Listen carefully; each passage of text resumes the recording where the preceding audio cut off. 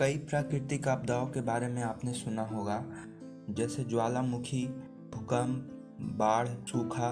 तो इस वीडियो में जानेंगे एक ऐसे ही आपदा के बारे में जिसका नाम है भूकंप यानी अर्थक्वेक। दोस्तों, भूकंप एक ऐसी आपदा है जो हर साल दुनिया में कहीं ना कहीं आ जाती है। यह इतनी भयानक होती है कि चंद भर में पूरे शहर को तबाह कर सकती है। पलक झपकते ही बड़े से बड़े बिल्डिंग और पेड़ को गिरा सकती है। तो चलिए जानते हैं भूकंप क्या है और ऐसा क्या होता है हमारे धरती के अंदर जो इतने भयानक आपदा को जन्म देती है। भूकंप शब्द का मतलब होता है भूमि में कंपन पैदा होना, यानी कि जब भूकंप आता है तो भूमि डोलती है। आइए जानते हैं इसके कारणों के बारे में। भूकंप के कारणों को जानने से पहले हमें पृथ्वी के स्ट्रक्चर को समझना होगा। हमारी पृथ्वी 4 लेयर से मिलकर बनी है। क्रस्ट, पृथ्वी का ये सबसे आउटर लेयर है। ये लेयर थिन होता है और यहाँ मिनरल्स और रॉक्स पाए जाते हैं। मेंटल, ये पृथ्वी का सेकंड लेयर है। ये सेमी सॉलिड के फॉर्म में होता है।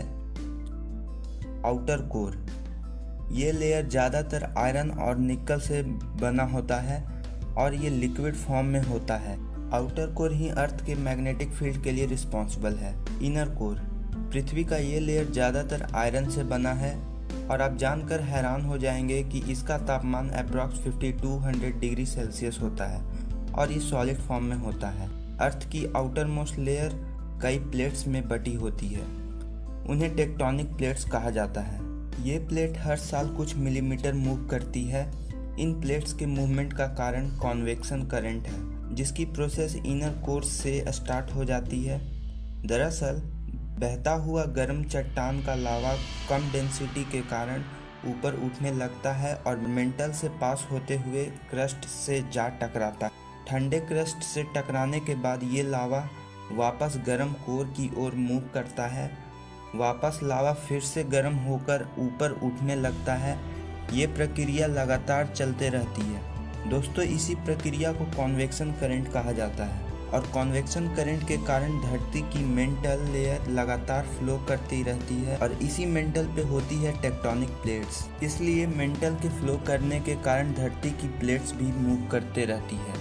इसी मूवमेंट के कारण या तो टेक्टोनिक प्लेट्स पास आकर टकराते हैं, जिससे ऊंचे ऊंचे पहाड़ बनते हैं, या प्लेट्स एक दूसरे से दूर जाते हैं जिसके कारण ओशियन फ्लोर बनते हैं, या फिर प्लेट एक दूसरे से रगड़ खाते हैं। दोस्तों, इसी टकराव और रगड़ के कारण वाइब्रेशन पैदा होता है, जिससे हम भूकंप कहते हैं। धरती के अंदर वो केंद्र जहाँ से वाइब्रेशन रिलीज होता है उसे फोकस बोलते हैं, यानी कि भूकंप का केंद्र।